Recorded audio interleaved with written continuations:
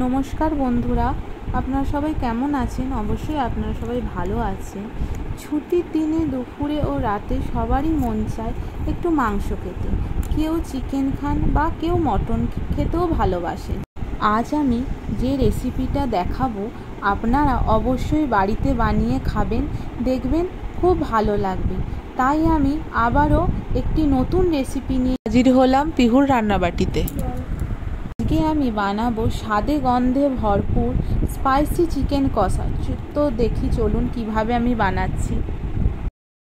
পেঁয়াজটা আমি কুচিয়ে নিয়েছি সরু সরু করে। এখানে আমি আদা রসুন কাঁচা লঙ্কা বেটে নিয়েছি, টমেটো কুচি নিয়েছি, ধনেপাতা কুচি নিয়েছি। এখানে আমি কাজু বাদাম বাটা নিয়েছি, টমেটো সস নিয়েছি পরিমাণ মতো, টক দই দেবো পরিমাণ মতো। এখানে গোটা গরম মশলা তেজপাতা নিয়েছি। ছোট স্টিলের চামচে 1 চামচে কাশ্মীরি লঙ্কা গুঁড়ো, ধনে গুঁড়ো, জিরে গুঁড়ো, হলুদ গুঁড়ো, গোলমরিচ গুঁড়ো। ঝালের জন্য লাল লঙ্কা গুঁড়ো নিয়েছি, আপনারা যেরকম ঝাল খাবেন দেবেন। এখানে আমি শাহি গরম মশলা গুঁড়ো নিয়েছি। এখানে আমি আলুটাকে আগে থেকে ভেজে নিয়েছি, ঘি নিয়েছি, মাংসটা ম্যারিনেট করে নিয়েছি হলুদ নুন দিয়ে ভালো করে তেল দিয়ে। এবার আমি তেলটা গরম করতে বসিয়ে দিলাম। এর মধ্যে গোটা গরম মশলা তেজপাতা দিয়ে দিলাম, দিয়ে আমি ভালো করে নেড়ে নেবো। একটু ভাজা ভাজা হয়ে গেলে এবার আমি পেঁয়াজটা দিয়ে দিচ্ছি।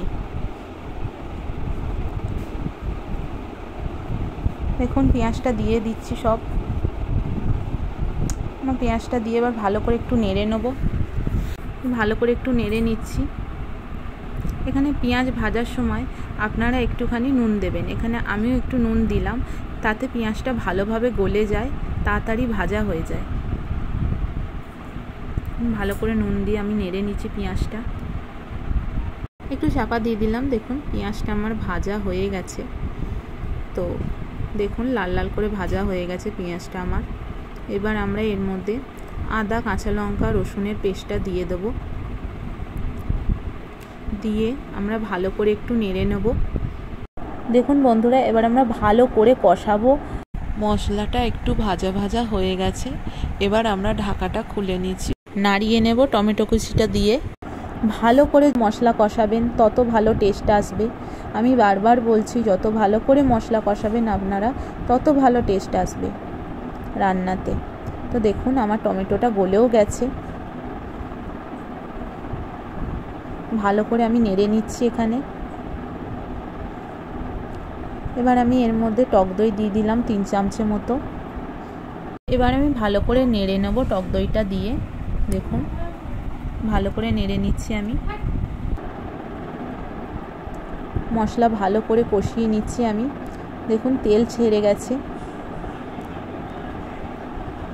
এবার আমরা কাজু বাদাম বাটার পেস্টটা দিয়ে দিচ্ছি এর মধ্যে, নিয়ে আবার ভালো করে একটু কষিয়ে দেবো।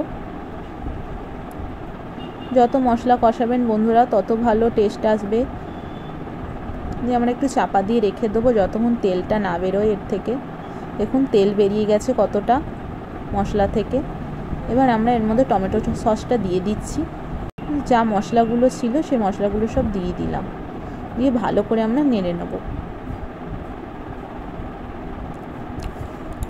এখানে আমি লঙ্কা গুঁড়ো দিচ্ছি, আপনারা যে যেরকম ঝাল খাবেন সেরকম দেবেন। ভালো করে আমি কষিয়ে নিচ্ছি আবার লঙ্কা গুঁড়োটা দিয়ে। এটা একটু চাপা দিয়ে রেখে দেবো। ঢাকাটা আমি এবার খুলে নিচ্ছি। দেখুন মশলা থেকে কি সুন্দর তেল ছেড়ে এসেছে। আবার আমি ভালো করে একটু নেড়ে নিচ্ছি। নেড়ে নিয়ে আমি এবার মাংসগুলো দিয়ে দেবো। মশলার সাথে মিশিয়ে ভালো করে নেড়ে নিচ্ছি। ভালো করে মাংসটা মশলার সাথে মেশানো হয়ে গেছে। এবার আমি এখানে নুনটা অ্যাড করছি পরিমাণ মতো। এখানে আমি নুন দিয়ে দিলাম, একটুখানি নেড়ে নিচ্ছি। ভালো করে নেড়ে নিচ্ছি মাংসটা। আমি চাপা দিয়ে দিচ্ছি, কষিয়ে নিয়ে আমি আলুটা অ্যাড করব এর মধ্যে। চাপাটা আমি খুলে নিচ্ছি। দেখুন মাংস থেকে কি সুন্দর তেল ছেড়ে এসেছে।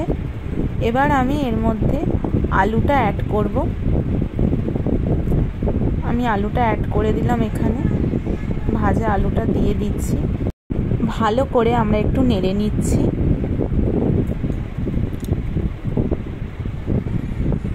আর আমি চাপা দিয়ে মাংসটা ভালোভাবে কষিয়ে নেব। দেখুন এবার আমি ঢাকাটা খুলে নিচ্ছি। কি সুন্দর মাংসটা থেকে তেল বেরিয়েছে। এবার আমি ভালো করে একটু নেড়ে নিচ্ছি। যত মাংস কষাবেন তত টেস্ট আসবে। মাংসটা আমার ভালোভাবে কষানো হয়ে গেছে। এবার আমি এখানে গরম জল অ্যাড করব। দেখুন গরম জল অ্যাড করে দিচ্ছি। এখানে আমি দিয়ে দিলাম গরম জল, 1 গ্লাস মতো গরম জল আমি দিলাম। দিয়ে আমি ভালো করে নেড়ে নেব। দিয়ে এখানে আমি চিনি দিয়ে দেবো। চিনিটা আমি স্বাদের জন্য ব্যবহার করছি। নুন দিয়ে দিয়েছি বন্ধুরা, নুনটা আর আমি দেখালাম না, আপনারা পরিমাণ মতো নুন দেবেন। দিয়ে আমি ভালো করে একটু নেড়ে নিচ্ছি। ভালোভাবে সেদ্ধ হওয়ার জন্য এখানে আমি 10 মিনিটের জন্য চাপা দিয়ে দিলাম। এবার আমি ঢাকাটা খুলে নিচ্ছি। দেখুন মাংসটা ভালোভাবে সেদ্ধ হয়ে গেছে, দেখেই বুঝতে পারছেন। এবার আমরা এখানে ধনেপাতা অ্যাড করছি। এখানে আমি ধনেপাতাগুলো দিয়ে দিলাম। দিয়ে ভালো করে একটু নেড়ে নিচ্ছি। দেখুন ধনেপাতা দিয়ে ভালো করে একটু নেড়ে নিলাম। এবার আমরা এখানে গরম মশলার গুঁড়োটা দিয়ে দিচ্ছি। দিয়ে দিলাম গরম মশলার গুঁড়োটা। ভালো করে আমরা নেড়ে নিচ্ছি। নেড়ে নিলাম ভালো করে। দেখুন জলটা কিরম শুকিয়ে এসছে।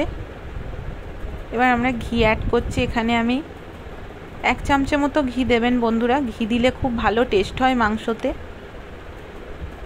সব শেষে আমি ঘিটা অ্যাড করে দিলাম। ভালো করে একটু নেড়ে নিচ্ছি।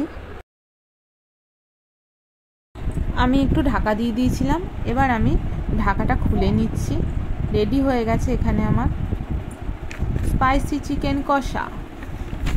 যদি এই রেসিপিটা ভালো লেগে থাকে তাহলে অবশ্যই কমেন্ট করে জানাবেন। আর আমার চ্যানেলটিকে একটি লাইক, শেয়ার, সাবস্ক্রাইব করবেন।